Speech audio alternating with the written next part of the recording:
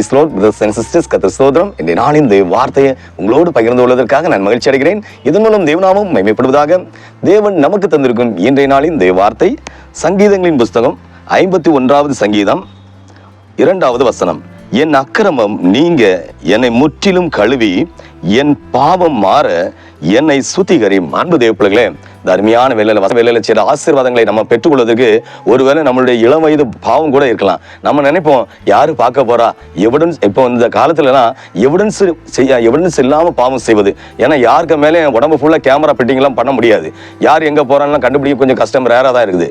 அதனால நம்ம சிந்தனைக்கு உள்ள மூளைக்குள்ள கேமரா வச்சுட்டா பார்க்க முடியும். நம்ம என்ன சிந்திக்கிறோம், நல்ல சிந்தனை சிந்திக்கிறோமா, கெட்ட சிந்தனை செய்கிறோமா, இது அம்மா அப்பாக்கே தெரிய போகுது, ஹல்லேலூயா, இல்ல பொண்டாட்டிக்கு தெரிய போதா, இல்ல புருஷனுக்கு தெரிய போதா, ஹல்லேலூயா, இல்ல இதே போல யாருக்குமே தெரியாம எப்படி பாவம் செய்ய முடியுங்கிறத நல்ல மைண்டு ரொம்ப ஷார்ப்பா யோசிக்கும்.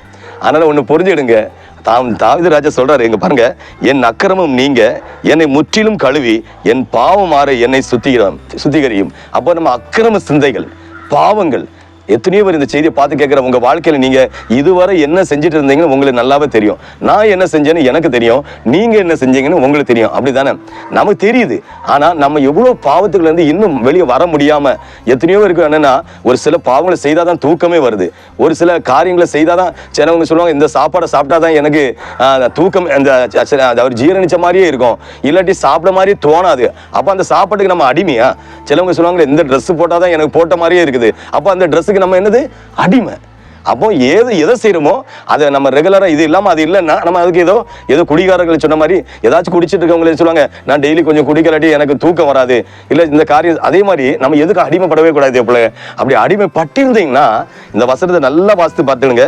என் அக்கிரமம் நீங்க என்னை முற்றிலும் கழுவி என் பாவம் மாற என்னை சுத்திகரியும். இது ஏசப்பட எப்படி பாருங்க, ஏசப்பட கேட்கிறாரு, என் அக்கிரமம் நீங்கி என்னை சுத்திகரியும், என் பாவத்தை கழுவுங்க. பாவத்தை கழுவணும்னா நம்ம அப்படின்னா ஒருவேளை ஏதாச்சும் மினரல் வாட்டர்ல புதிய கம்பெனி வந்தா அதை வாங்கி விட்டு நம்ம பாவம் தலையில விட்டா போதும், குளிச்சிடலாம். ஏதோ குளத்துல போய் குளிச்சிடலாம், ஆத்துல போய் குளிச்சிடலாம், மலையில போய் அப்படி செட் பண்ணிட்டு அங்க போயிட்டு வந்தா சரியாயிரும் அப்படின்னு நினைக்கிறீங்களா?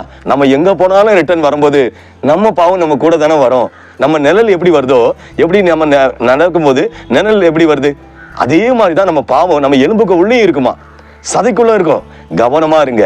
எவ்வளவு பெரிய அக்கிரமா இருந்தாலும் பாவமா இருந்தாலும் இந்த தாவீது ராஜா மன்னிப்பு கேட்கிற ஆண்டவர் சமூகத்துல என்ன கேட்கிறாரு, என் அக்கிரமம் நீங்க என்னை முற்றிலும் உடைய பரிசுத்த இரத்தத்தால் கழுவி என் பாவத்தை என்னை விட்டு அகற்றி போடுங்க, சுத்திகரிங்க, உடைய பரிசுத்த இரத்தத்தால் சுத்திகரிங்க. ஏசப்பா எதற்காக சிலுவை சுமந்திருக்கார் தெரியுமா? அவருக்கு பரிசுத்த இரத்தம் சிந்தப்படுறதுக்கு, எனக்கும் என்னுடைய பின்வர சந்ததிகளுக்கு, நம்ம கூட உள்ளவங்களுக்கு எல்லாருக்கும் பாவங்களை கழுகுறதுக்காக.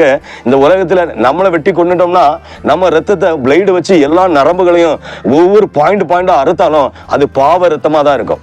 ஏன்னா பரிசுத்த ரத்தம் நம்ம உடம்புல ஊற முடியாது. ஏன்னா ஆண்டவர் நம்ம பரிசுத்த ரத்தத்தை, அவருக்கு ரத்தத்தை சிந்தினால நம்மளை கழுகுறாரு. அவர்கிட்ட கேட்கிறோம், ஏசப்பா என் கழுங்க, என் பாவம், என் சிந்தனை, நம்ம மூளையை வெட்டி கீழே எடுத்து வச்சு நல்லா சோப்பு போட்டு கழுக முடியுமா? முடியாது. அப்படிதானே? ஆனா பரிசுத்த ரத்தத்தை வச்சு ஆண்டவர் நம்ம தலைக்கு மேல கை வச்சு ஜெபம் பண்ணணும்னா, ஆண்டவரே நான் அறியாமலும் துணிகரமா என் சிறு வயதுல இருந்து என் அம்மா அப்பாவுக்கு தெரியாம, ஒரு உங்க புருஷனுக்கு தெரியாம, மனைவிக்கு தெரியாம, என் குடும்பத்துக்கு தெரியாம என்னென்ன பாவம் செய்திருந்தானோ எல்லாம் மன்னிங்க ஏசப்பா. அதை நான் வெளியே சொன்னா வேற ஏன்னா அதான் சொன்னாங்களே, சில பாவத்தை வெளியே சொன்னா குடும்பத்தோட வாழ முடியாது. சில இடங்கள்ல அம்மா அப்பா வீட்டுக்குள்ள ஏத்த மாட்டாங்க. ஏன்னா நம்ம சிந்தனை என்ன சிந்திக்கிறோம்னு யாருக்கும் தெரியாது. நம்ம கூட உள்ள ஃப்ரெண்ட்ஸ் நம்ம என்ன நினைச்சிருக்கிறோம், அவங்க என்ன நம்மள நினைச்சிருக்காங்கன்னு அது தெரியுமா? தெரியாது இல்ல. ஆனா கடவுளுக்கு எல்லாம் தெரியும். ஏன்னா வானமின் சிங்காசனம் பூமியின் பாதப்படி. அவர் வானத்துல இருந்து பார்த்துட்டே இருக்கிறாரு. நம்மளை 24 மணிக்கு கண்காணிக்கிற, என் பிள்ளை நல்லது செய்தா கெட்டது செய்தா. அம்மா அப்பா வேற ஒரு லிமிட் தான் பார்க்க முடியும். ஹல்லேலூயா.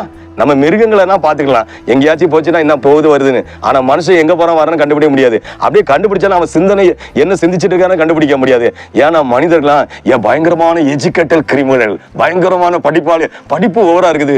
கிரிமினல் சூப்பர் மைண்டு தான் பயங்கரமா கிரிமினலா ஐடியா சிந்திப்பாங்க.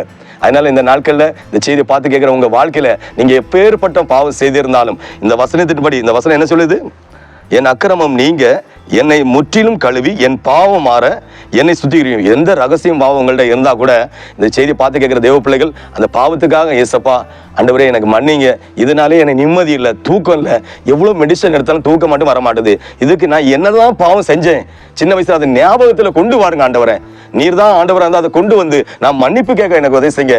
அப்படி ஜெபிச்சீங்கன்னா நீங்க எத்தனை வயசு வரை என்ன செஞ்சிருந்தாலும் அதை ஆண்டவர் உணர்வடை செய்வார். உங்களை நீங்க தூங்கும் போது ஓர்மையில கொண்டு வர்றாரு, மெமரியில கொண்டு வந்து எல்லாத்தையும் பாவத்தை கழுகிறதுக்கு ஆண்டவருக்கு என்னன்னு ஆண்டவர் உங்களோடய பேசுவார். ஏன்னா அவர் பேசும் தெய்வம், பேசாத எதுவுமே இல்லை. அவர் பேசுகிறவர் ஆனனால உங்கள்ட்ட பேசாம இருக்கவே மாட்டாரு. கவனமா இருங்க. எல்லா காரியத்துக்கான ஆண்டவர் சமூகத்தில் மன்னிப்பு கட்டு ஆண்டவரே செய்த பாவத்தை திருப்பி செய்யாதபடி உணர்வடை செய்ய சபன் ஜெபம் பண்ணுங்க.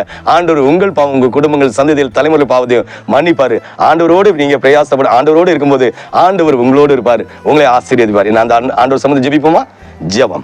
ஹல்லேலூயா. பரிசுத்த தகப்பனே, இயேசப்பா இந்த அருமையான வேளையில் கூட என் அக்கிரமம் நீங்க என்னை முற்றிலும் கழுவி என் பாவம் ஆண்டவரே என்னை சுத்திகரியும் சொன்ன அந்த வாக்குத்தத்த வசனப்படி இந்த செய்தியை பார்த்து கேட்கிற தேவ பிள்ளைகள் எவ்வளவு அக்கிரமம் பாவங்கள் என்னெல்லாம் செய்திருந்தாலும் துணிகரமா செய்து இதை யாரு பார்க்க போறா? என் அம்மா பார்க்க போறாங்களா? என் மனைவி பார்க்க போறாங்களா? என் புருஷன் பார்க்க போறாங்களா? என் தாத்தா பார்க்க போறாங்க? ஆச்சி தாத்தா பாட்டி யார் பார்க்க போறாங்க? அப்படி இவங்க நினைச்சு ரகசியமா எந்த பாவம் செய்திருந்தாலும் அவனுடைய பரிசுத்த ரத்தத்தை கழுகுவீராக. செய்த பாவத்தை திருப்பி செய்யாதபடி உங்களுடைய ஆண்டவரே இவங்க வழி நடத்துவீராக தகப்பனே. ஆண்டவரே இவங்க இழந்து போன பணத்தையும் பலத்தையும் திருப்பி கொடுக்குற ஆண்டவரே உங்களுடைய பலத்தினால் நிரப்பி வழி நடத்துவீராக. உங்களுடைய சுத்தம் தொட்டு அந்த பிள்ளைகள் வாழ்க்கையில 100 நிறைவேற்றுவீராக என்று மீட்பரேசுவின் நாமத்தில் ஜெபிக்கிறேன் ஜீவனுள்ள பிதாவே. ஆமேன், ஆமேன், ஆமேன். ஹல்லேலூயா, ஹல்லேலூயா.